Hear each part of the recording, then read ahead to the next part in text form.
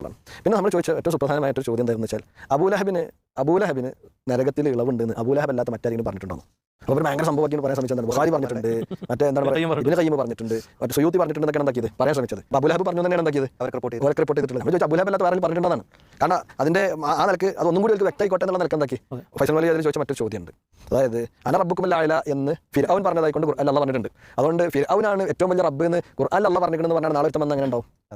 പ്രധാനമായ ഒരു ചോദ്യം. ആ ചോദ്യം കേട്ടത് പോലും എന്താക്കില്ല, നടിച്ചില്ല. കാരണം എന്നിട്ട് ബുഖാരി പറഞ്ഞു, മുസ്ലിം പറഞ്ഞു എന്നൊക്കെ പറഞ്ഞാൽ അങ്ങനെ തള്ളിവിടാണ്. അപ്പോൾ പൊതുജനങ്ങൾ ബുഖാരി പറഞ്ഞിട്ടുണ്ട് അബൂലഹബ് എന്താണ് അബൂലഹബിന് നരകത്തിൽ ശിക്ഷിക്കണമെന്ന് ബുഖാരി പറഞ്ഞതാണ്. അല്ല, ബുഖാരി പറഞ്ഞ എന്താണ്, അബൂലഹബിനെ സ്വപ്നത്തിൽ കണ്ട വ്യക്തി ഒരാളിങ്ങനെ കണ്ടു, സുവൈബയെ മോചിപ്പിച്ചത് കാരണത്താൽ നരകത്തിൽ അയാൾക്ക് കൂൾ ഡ്രിങ്ക്സ് കിട്ടുന്നുണ്ട്, അത് ഇളവായിക്കൊണ്ട് എന്താണ് അബൂലഹബ് പറഞ്ഞു എന്നുള്ള പറഞ്ഞ സംഭവം, അത് ആ പറഞ്ഞു എന്നുള്ള സംഭവം ശരിയാണ്, അതുകൊണ്ട് ബുഖാരി ഉദ്ദേശിച്ചു.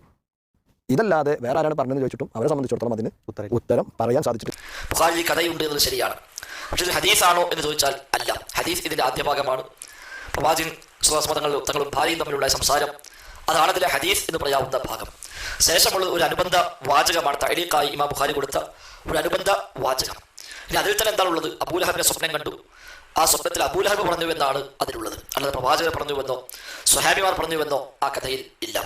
അബൂലഹബിനെ സ്വപ്നം കാണുന്നു, അബൂലഹബ് പറയുന്നു, ഞാൻ സുവൈബയെ മോചിപ്പിച്ചതാൽ എനിക്ക് എൻ്റെ കൈവിരലിലൂടെ വെള്ളം ലഭിക്കുന്നുവെന്ന് അബൂലഹബ് പറഞ്ഞുവെന്നാണ് കഥയിലുള്ളത്.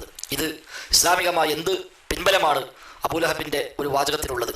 അതും സ്വപ്നത്തിൽ വന്ന് അബൂലഹബ് പറഞ്ഞുവെന്ന്. അബൂലഹബ് നേർക്കുനേരെ വന്ന് പറഞ്ഞാൽ പോലും ഇസ്ലാമിൽ യാതൊരു പരിഗണനയും ഇല്ലാത്ത സാഹചര്യം ഉണ്ടായിരിക്കെ അബൂലഹബ് സ്വപ്നത്തിൽ വന്ന് പറഞ്ഞാൽ അതുകൊണ്ട് എങ്ങനെ ഇസ്ലാമിൽ ഒരു നിയമം സ്ഥിരപ്പെടും എന്നുള്ളത് അധികം ആലോചിക്കാതെ തന്നെ ഏതൊരാൾക്കും ബോധ്യപ്പെടാവുന്ന കാര്യമാണല്ലോ.